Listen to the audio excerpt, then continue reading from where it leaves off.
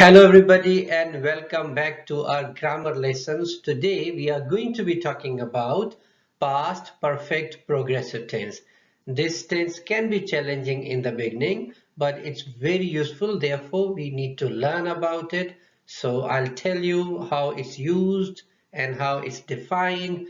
In the end, we'll also do a few exercises. So without any further delay, let's get going. Let's now see how past perfect progressive tense is defined. So this tense is used to describe ongoing actions or events that happened in the past and continued for a specific duration before another past event.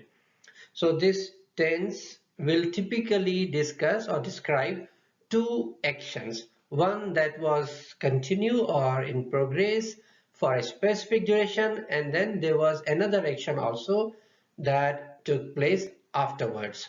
Or it is used to describe an action that was happening in the past and continued up until another time in the past. So let's look at this example now. I had been waiting for her for hours when she finally arrived. So what is happening here? The action of waiting was in progress for a long time. And then what happened? And it was completed before the action of her arriving. So when she arrived, the other action was complete. So therefore, this is called the past perfect progressive tense. Now, I hope it starts making some sense to you. If not, let's look at its structure and a few examples. I hope you'll understand more clearly. Let's now look at the structure of the past perfect progressive tense. Past perfect progressive tense is formed by putting subject in the beginning, then had been auxiliary, then present participle, which is ing form of the verb. So subject, had been is auxiliary. Auxiliaries, as you know, are the words or helping verbs which help us in determining or understanding the tense of a sentence. So subject, had been plus present participle, which is fourth form or ing form of the verb. Let's look at a few examples and try to understand how this tense is used. We had been working on the project for weeks before we finally finished it. So what is happening here? The action of working was in progress for a long time and it was completed before the action of finishing the project. In the second example, the train had been delayed for several hours before it finally arrived. So what is happening here? The action of being delayed was in progress for a long time and it was completed before the action of the train arriving. So I hope it starts making some sense now. Let's look at these examples for more clarity. I had been studying for the exam all morning when I realized I had forgotten my textbook. So what is happening here? The action of studying was in progress up until the time when I realized that I had forgotten textbook. In a second example, the children had been playing in the park for hours when it started to rain. And here also, the action of playing was in progress up until the time when it started to rain. And the last example, the workers had been painting the house for 2 days when they finally finished. So is it making some sense to you now? That the action of painting was in progress up until the time when they finally finished. So I hope with these examples, the tense, the past perfect progressive tense is a lot clearer to you. If there is still any confusion, do let me know what's the problem. I'll try to get back to you. Let's talk about words which are often associated with the past perfect progressive tense. Words such as for, since, how longs often indicate the duration of the action or event.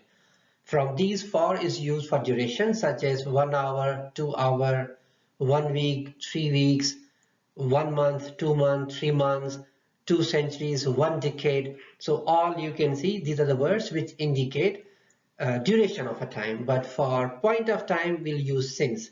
For example, 1st century, 1st August, 12th January, Monday, Tuesday, morning, 1 o'clock. With these we'll be using since. And to reply how long, we can use for or since depending on the duration that we want to indicate. So practice using these words, you'll get used to it and you'll understand how these work. Let's now see how past perfect progressive and past perfect tense are different from each other. Past perfect progressive emphasizes, as we just learned, the ongoing nature of the action or event. So there is an action which was in progress for a specific period of time, while past perfect tense focuses on the completion of the action or event before another past event.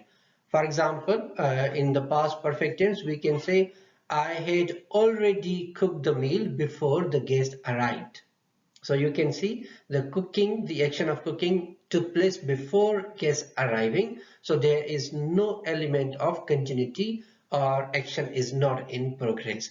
While for the past perfect progressive tense, there is emphasis on the continuity of an action for a specific period of time. So I hope this is also clear to you, but then practice makes perfect. Do as much practice as possible. Make your sentences. In the next few slides, I'll be providing you a few exercises. Do these exercises and then you will not feel problem, I guess. Here is an exercise for you. Please read the instructions and do this exercise carefully. You can pause the video and then come back and continue with the rest of the video. Here are two more easy exercises for you. Do them and then come back and continue with the last slide.